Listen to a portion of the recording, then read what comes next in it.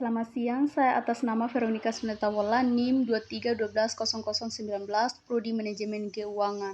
Di sini saya akan menjelaskan perilaku konsumen. Perilaku konsumen membahas bagaimana individu dan kelompok memilih, membeli, menggunakan, dan membuang produk, jasa, ide, atau pengalaman untuk memenuhi kebutuhan dan keinginan mereka. Berikut beberapa poin penting yang dibahas dalam materi ini. Perilaku konsumen adalah yaitu proses dan aktivitas ketika seorang berhubungan dengan pencarian, pemilihan, pembeli, penggunaan, serta mengevaluasi produk dan jasa dengan memenuhi kebutuhan dan keinginan perilaku konsumen.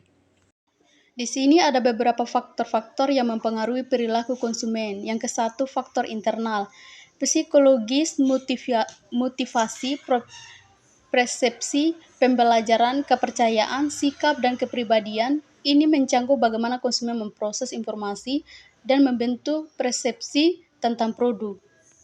Yang kedua, personal, usia, tahap siklus hidup, pekerjaan, gaya hidup, kepribadian, dan konsep diri.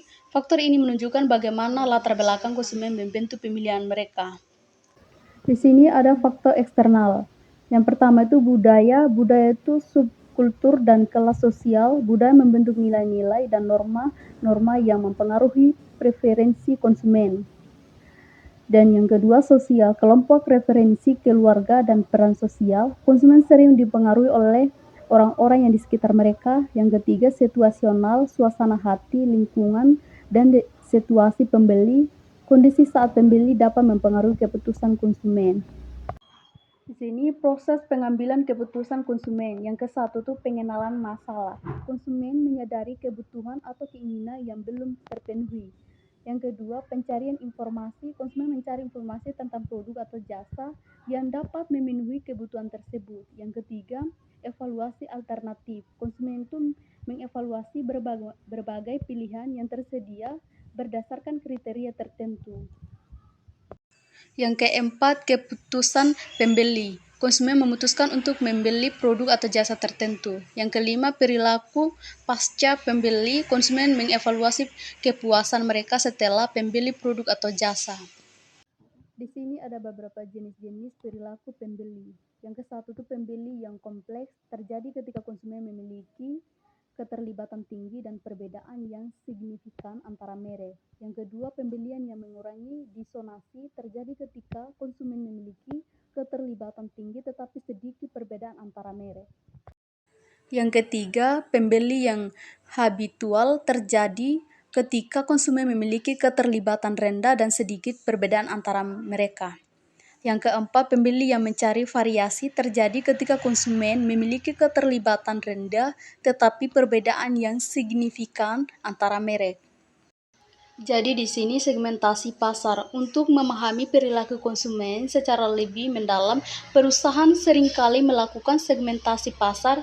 Ini melibatkan pembagian pasar menjadi kelompok-kelompok yang lebih kecil dengan karakteristik dan kebutuhan yang serupa. Metode ini segmentasi yang umum digunakan antara lain.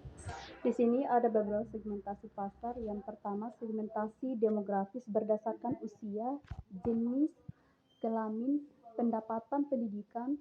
Yang kedua, segmentasi geografis berdasarkan lokasi geografis. Yang ketiga, segmentasi psikografis berdasarkan gaya hidup, nilai-nilai, dan kepribadian. Yang keempat, segmentasi perilaku berdasarkan perilaku pembeli menggunakan produk dan loyalitas merek. Aplikasinya dalam bisnis. Memahami perilaku konsumen sangat penting bagi perusahaan untuk mengembangkan produk dan jasa yang sesuai dengan kebutuhan dan keinginan konsumen. Yang kedua, merancang strategi pemasaran yang efektif untuk menjangkau pasar yang tepat. Yang ketiga, meningkatkan loyalitas pelanggan dan retensi pelanggan. Yang keempat, membangun citra merek dan yang positif. Kesimpulan, memahami perilaku konsumen merupakan kunci keberhasilan bisnis di era modern.